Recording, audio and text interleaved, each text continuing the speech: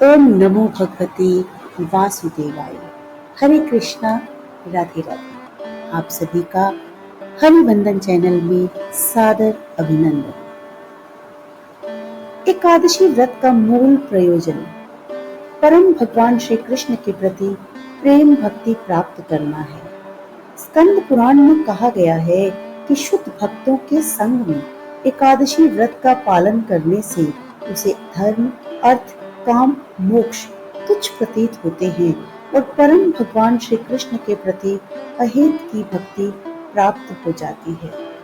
गर्ग संहिता में स्वयं श्रीमती राधा रानी शरणागत गोपियों को कहती हैं, श्री कृष्ण से प्रसादार्थम कुरुते एकादशी व्रतम तेन वैश्य हरि साक्षात् भविष्यति न संशयः। यानी, हे गोपियों, यदि आप भगवान श्री कृष्ण को प्रसन्न करना चाहती हो तो एकादशी व्रत का पालन करो। इससे वे निश्चित रूप से वशीभूत होते हैं, इसमें जरा भी संशय नहीं है। कार्तिक माह के शुक्ल पक्ष की एकादशी को देव उठनी एकादशी, देवोत्थान एकादशी, देव उठनी ग्यारस, प्रबोधनी एकादशी आदि नामों से जाना जाता है। इस दिन श्री हरि विष्णु 4 माह की योग निद्रा से जागते हैं और इसी के साथ चतुर्मास की समाप्ति हो जाती है और सारे मांगलिक कार्य आरंभ हो जाते हैं। भगवान श्री कृष्ण कहते हैं कि हे युधिष्ठिर, कार्तिक के शुक्ल पक्ष में जो एकादशी होती है उसका वर्णन जिस प्रकार ब्रह्मा जी ने नारद से किया था वही मैं तुम्हें बतला रहा हूँ। इस एकादशी का नाम प्रबोधनी एकादशी है। यह पुण्यों को बढ़ाने वाली तथा बुद्धिमानों को मुक्ति देने वाली है। एक दिन नारद जी ने जगत पिता ब्रह्मा जी से पूछा, हे पितामह, प्रबोधनी एकादशी के व्रत का विधान क्या है, महात्म्य एवं फल क्या है, कृपया करके बतलाइए। ब्रह्मा जी ने कहा, हे नारद, मैं तुम्हें प्रबोधनी एकादशी का वृतांत सुनाता हूँ, तुम इसे एकाग्र चित्त होकर सुनो। इस एकादशी के दिन भगवान विष्णु 4 महीने शयन के बाद जागते हैं, इसलिए इसको देवोत्थान या देव उठान एकादशी भी कहते हैं। कुछ धार्मिक श्रद्धालु देवोत्थान के दिन तुलसी और शालिग्राम के विवाह का आयोजन भी करते हैं। प्रबोधनी एकादशी का महात्म्य पाप का नाश, पुण्य की वृद्धि और श्रेष्ठ बुद्धिमान पुरुषों को मोक्ष प्रदान करने वाला है। समुद्र से लेकर सरोवर तक जितने भी तीर्थ स्थान हैं, उनका प्रभाव तभी तक रहता है जब तक भगवान विष्णु की प्रबोधनी एकादशी की तिथि आती है। ब्रह्मा जी बोले, हे पुत्र, एक बार भोजन करने से 1 जन्म का और केवल रात्रि को भोजन करने से 2 जन्म का और दिन रात उपवास करने से पिछले 7 जन्मों के पाप नाश हो जाते हैं। जो वस्तु तीनों लोकों में न मिल सके वह हरि प्रबोधनी एकादशी से प्राप्त हो सकती है। मेरु और मंदराचल के समान भारी पाप भी नष्ट हो जाते हैं, क्योंकि पुण्य भी पर्वत की तरह ही महान हो जाते हैं। जिस प्रकार रुई के बड़े भारी ढेर को अग्नि की छोटी सी चिंगारी जलाकर भस्म कर देती है, उसी प्रकार प्रबोधनी एकादशी अनेक जन्मों के छोटे बड़े समस्त पापों को क्षण भर में भस्म कर देती है। भक्ति पूर्वक व्रत का उपवास करने पर सांसारिक मनुष्य को हरि प्रबोधनी एकादशी से ऐश्वर्य, संपत्ति, उत्तम बुद्धि, राज्य का वैभव प्रदान होता है। जो लोग इसका तन मन से ध्यान करके व्रत का संयम से पालन कर अनुष्ठान करते हैं, उनके पितृ नरक के दुखों से छुटकारा पाकर देवलोक को जाते हैं। विधि रहित व्रत पूजन चाहे कितनी भी मात्रा में किया जाए, पुण्य फलदायी कभी नहीं हो सकता। विधि रहित व्रत पूजन चाहे कितनी भी मात्रा में किया जाए, पुण्य फलदायी नहीं होता। जो घमंडी कपटी लोग गुरु और विद्वान ब्राह्मणों से अहंकार युक्त बात करते हैं, वे भी धन और संतान से हीन होते हैं। परंतु ऐसे सभी पापों से पीड़ित व्यक्ति जो भी देव प्रबोधनी के व्रत से पाप मुक्त हो जाते हैं, व्यक्ति जैसे ही अपने मन में हरि प्रबोधनी एकादशी के व्रत का संकल्प लेता है, वैसे ही उसके पाप नष्ट होने लगते हैं। हरि प्रबोधिनी एकादशी पुत्र तथा पौत्र प्रदान करने वाली है। ब्रह्मा जी ने कहा, हे नारद, इस संसार में उसी मनुष्य का जीवन सफल है जिसने हरि प्रबोधिनी एकादशी व्रत संपूर्ण तन मन और श्रद्धा से किया है। अतः सब कर्मों को त्याग कर भगवान की कृपा पाने हेतु कार्तिक शुक्ल पक्ष की हरि प्रबोधिनी एकादशी का व्रत करना चाहिए। वही ज्ञानी है, वही तपस्वी तथा जितेंद्रिय है और उसी को भोग मोक्ष की प्राप्ति होती है जिसने हरि प्रबोधिनी एकादशी का व्रत विधि विधान से किया है। संसार में मनुष्य के द्वारा किए मन, कर्म, वचन तीनों प्रकार के पाप तथा बचपन, जवानी और बुढ़ापे में किए हुए पाप इस व्रत को यथाविधि करने और रात्रि को जागरण करने से समाप्त हो जाते हैं। जो कार्तिक मास में धर्म परायण होकर अन्न का त्याग करते हैं उन्हें चंद्रायण व्रत का फल प्राप्त होता है। कार्तिक मास में विष्णु भगवान केवल दान से ही प्रसन्न नहीं होते हैं, शास्त्र चिंतन से भी भगवान की कृपा मिलती है। कार्तिक मास में जो भगवान की कथा पढ़ते, सुनते या सुनाते हैं उनको उचित फल मिलता है। अतः अन्य सब कर्मों को छोड़कर कार्तिक मास में भगवान विष्णु की भक्ति देने वाली कथा पढ़नी या सुननी चाहिए। जो कल्याण के लिए कार्तिक मास में हरि कथा करते हैं उन्हें 100 गौदान जैसा फल मिलता है, या कथा का प्रबंध करते हैं वे अपना और कुटुंब की 100 पीढ़ियों का उद्धार करते हैं। जो नियम पूर्वक हरि कथा सुनते हैं वे भी अनंत फल पाते हैं। ध्यान मग्न हो ब्रह्मा जी के ये वचन सुनकर नारद जी ने कहा, हे भगवान, प्रबोधिनी एकादशी के व्रत की विधि विस्तार पूर्वक कहिए। ब्रह्मा जी बोले, हे नारद, ब्रह्म मुहूर्त में जब 2 घड़ी रात्रि शेष रह जाए तब उठी, शौच आदि से निवृत्त होकर कुल्ला दातुन आदि करने के बाद नदी, तालाब, कुआं, बावड़ी या घर में ही जैसा संभव हो स्नान करें। फिर भगवान की पूजा करके कथा सुने और एकादशी व्रत का नियम ग्रहण करें। उस समय भगवान को साक्षी मानकर संकल्प करें कि हे प्रभु, मैं आपकी शरण में हूँ। आज मैं निराहार रहकर व्रत करूंगा। मुझे शक्ति और धैर्य प्रदान करके आप मेरी रक्षा कीजिए। उसके बाद श्रद्धा विश्वास से व्रत और भजन कीर्तन करें, शास्त्रों का पाठ करें और सुने। रात्रि को भगवान विष्णु के आगे प्रबोधिनी एकादशी के दिन अपने सामर्थ्य से पुष्प, फल, फूल, धूप, दीप, नैवेद्य आदि से भगवान को विष्णु का पूजन करें। शंख के जल से भगवान को अर्घ देवे। कार्तिक मास में बिल्व पत्र से भगवान की पूजा करने पर अपार पुण्य मिलता है। जो अगस्त्य के फूलों से भगवान का पूजन करते हैं उनसे इंद्र देवता प्रसन्न होते हैं। जो स्त्री पुरुष कार्तिक मास में तुलसी पत्र से, मंजरी से भगवान का पूजन करते हैं उनके पिछले अनेक पाप नष्ट हो जाते हैं। तुलसी का दर्शन, स्पर्श करने, तुलसी की कथा कहने, स्तुति करने, तुलसी का पौधा लगाने, जल से सींचने और प्रतिदिन पूजन, आरती, सेवा करने से विष्णु लोक मिलता है। हे मुनि, बोई हुई तुलसी जितनी जड़ों का विस्तार करती है उतने ही विस्तार से तुलसी रोपण करने वाले व्यक्ति के पुण्यों का विस्तार होता है। हरि पूजा में फूलों, पुष्पों के महत्व का वर्णन करते हुए ब्रह्मा जी ने कहा, हे वत्स, जो सेवक कदम के पुष्पों से हरि का पूजन करते हैं वे मोक्ष पाते हैं। जो गुलाब के पुष्पों से भगवान का पूजन करते हैं उन्हें अनंत पुण्य मिलता है। जो बकुल और अशोक के फूलों से भगवान का पूजन करते हैं सूर्य चंद्रमा के रहने तक उनको किसी प्रकार का दुख नहीं होता।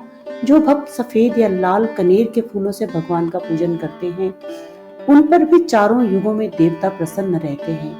दूध के अंकुरों से भगवान की पूजा करने वाले 100 गुना पुण्य प्राप्त करते हैं। हे नारद, शमी के पत्र से पूजा करने वाले भक्त जन को यमराज से छुटकारा मिल जाता है। वर्षा ऋतु में चंपा के फूलों से जो भगवान विष्णु की पूजा करते हैं उनको पुनर्जन्म से मुक्ति मिल जाती है। इस प्रकार रात्रि को भगवान का पूजन कर प्रातः काल होने पर नदी, तालाब आदि पर जाएं। वहां स्नान, जप तथा नित्य कर्म से निवृत्त होकर घर आकर विधि पूर्वक भगवान केशव का पूजन करें। व्रत की समाप्ति पर सुपात्र विद्वान ब्राह्मणों को भोजन करवाकर दक्षिणा भी दें। भगवान से क्षमा याचना करें। इसके पश्चात भोजन दक्षिणा देकर गुरु का पूजन करें। जो वस्तु व्रत के शुरू में छोड़ने का निश्चय किया है वे ब्राह्मणों को दान दक्षिणा में दें। हे राजन, रात्रि में भोजन करने वाला मनुष्य ब्राह्मणों को भोजन करावे और दान दे। जो मनुष्य फलों को त्यागे वही उन फलों का दान करे। तेल छोड़ने पर धृत और धृत छोड़ने पर दूध, अन्न छोड़ने पर चावल का दान दिया जाता है। जो भूमि शयन का व्रत लेते हैं उनको शैया दान सब सामग्री सहित देना चाहिए। मौन व्रत धारण करने वाले को ब्राह्मण और ब्राह्मणी को घृत और मिठाई का भोजन कराना चाहिए। आंवला के स्नान रूप व्रत, शहद का दान करें। बाल बढ़ाए रखने वाले को दर्पण, जूता छोड़ने वाले को एक जोड़ी जूता, तेल या लवण त्यागने वाले को घी या शर्करा दान करना चाहिए।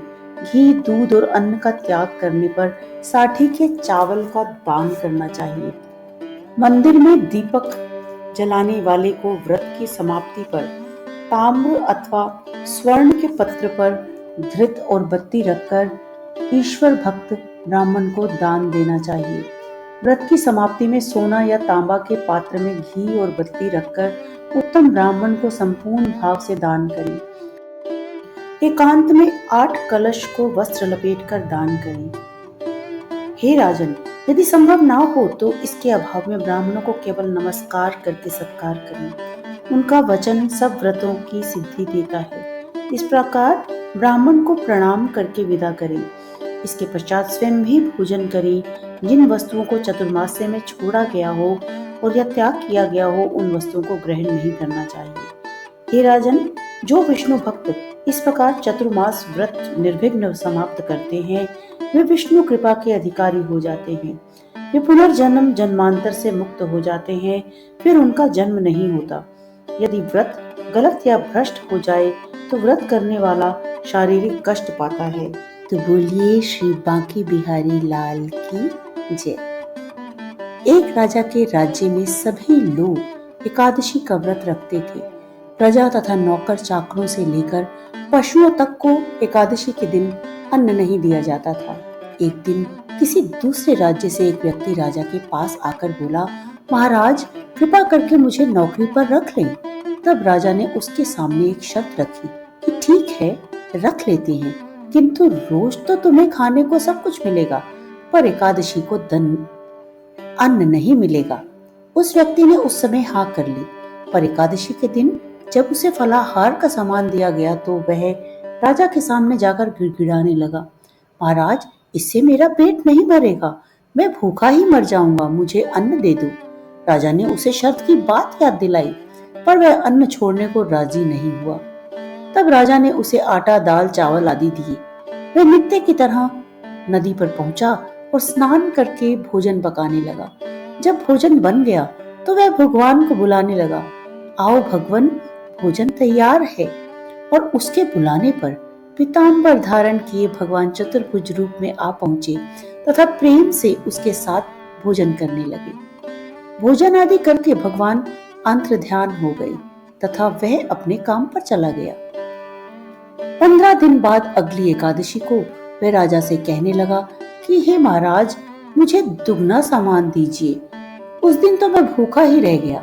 राजा ने कारण पूछा तो उसने बताया कि हमारे साथ भगवान भी तो खाते हैं, इसलिए हम दोनों के लिए यह सामान पूरा नहीं होता। यह सुनकर राजा को बड़ा आश्चर्य हुआ। वह बोला, मैं नहीं मान सकता कि भगवान तुम्हारे साथ खाना खाते हैं। मैं तो इतना व्रत रखता हूँ, पूजा करता हूँ, पर भगवान ने मुझे तो कभी भी दर्शन नहीं दिए। राजा की बात सुनकर वह बोला, महाराज, यदि विश्वास ना हो तो साथ चलकर देख लें। राजा एक पेड़ के पीछे छिपकर बैठ गया। उस व्यक्ति ने भोजन बनाया, तब भगवान को शाम तक पुकारता रहा, परंतु भगवान ना आए। अंत में उसने कहा, हे भगवान, यदि आप नहीं आए तो मैं नदी में कूदकर प्राण त्याग दूंगा। लेकिन भगवान नहीं आए। तब वह प्राण त्यागने के उद्देश्य से नदी की तरफ बढ़ा। प्राण त्यागने का उसका दृढ़ इरादा जान शीघ्र ही भगवान ने प्रकट होकर उसे रोक लिया और साथ बैठकर भोजन करने लगे। खा पीकर उसे वे अपने विमान में बिठाकर अपने धाम ले गए। यह देख राजा ने सोचा कि व्रत उपवास से तब कोई फायदा नहीं हुआ जब तक कि मन शुद्ध ना हो। इससे राजा को ज्ञान मिला। वह भी मन से व्रत उपवास करने लगा और अंत में स्वर्ग को प्राप्त हुआ। एक और पौराणिक कथा है, आइए उसका भी श्रवण कर लेते हैं। एक राजा था, उसके राज्य में प्रजा सुखी थी। एकादशी को कोई भी धन नहीं बेचता था, सभी फलाहार करते थे। एक बार भगवान ने राजा की परीक्षा लेनी चाहिए।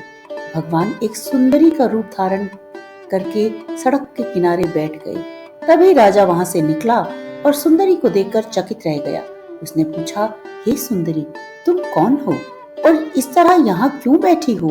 तब सुंदर स्त्री बने भगवान बोले, मैं निराश्रिता हूँ, नगर में मेरा कोई जाना पहचाना नहीं है, किससे सहायता मांगूं? राजा उसके रूप पर मोहित हो गया था। वह बोला, तुम मेरे महल में चलकर मेरी रानी बनकर रहो। सुंदरी बोली, मैं तुम्हारी बात मानूंगी, पर तुम्हें राज्य का अधिकार मुझे सौंपना होगा। राज्य का मेरा पूर्ण अधिकार होगा। मैं जो भी बनाऊंगी तुम्हें खाना होगा। राजा उसके रूप पर मोहित था, अतः उसने उसकी सभी शर्तें स्वीकार कर ली। अगले दिन एकादशी थी। रानी ने हुक्म दिया कि बाजार से अन्य दिनों की तरह अन्न बेचा जाए। उसने घर में मांस, मछली आदि पकवान बनवाए तथा परोस कर राजा से खाने के लिए कहा। यह देखकर राजा बोला, रानी, आज एकादशी है, मैं तो केवल फलाहार ही करूंगा। तब रानी ने शर्त की बात याद दिलाई और बोली, या तो खाना खाओ, नहीं तो मैं बड़े राजकुमार का सिर काट दूंगी। राजा ने अपनी स्थिति बड़ी रानी से कही तो बड़ी रानी बोली, महाराज, धर्म ना छोड़ी, बड़े राजकुमार का सिर दे दे, पुत्र तो फिर मिल जाएगा पर धर्म नहीं मिलेगा। इस दौरान बड़ा राजकुमार खेलकर आ गया। माँ की आंखों में आंसू देखकर वह रोने का कारण पूछने लगा तो माँ ने उसे सारी वास्तु स्थिति बता दी। तब वह बोला, मैं सिर देने के लिए तैयार हूँ पिताजी, धर्म की रक्षा करनी होगी और वह जरूर होगी। राजा दुखी मन से राजकुमार का सिर देने को तैयार हुआ तो रानी के रूप में भगवान विष्णु ने प्रकट होकर असली बात बताई। राजन, तुम इस कठिन परीक्षा में पास हुए। भगवान ने प्रसन्न मन से राजा से वर मांगने को कहा तो राजा बोला, आपका दिया सब कुछ है हमारे पास, बस हमारा उद्धार करें। उसी समय वहां एक विमान उतरा। राजा ने अपना राज्य पुत्र को सौंप दिया और विमान में बैठकर परम धाम को चला गया। तो बोलिए श्री बांके बिहारी लाल की जय। कृपया वीडियो को लाइक करें और अपने सगे संबंधियों और मित्रों के साथ शेयर करें। कमेंट बॉक्स में जय श्री हरि लिखें और चैनल से जुड़े रहने के लिए कृपया सब्सक्राइब अवश्य कर लें। इससे हमें प्रोत्साहन मिलता है और आगे आपके लिए नई नई जानकारियां लाने के लिए। धन्यवाद। राधे राधे।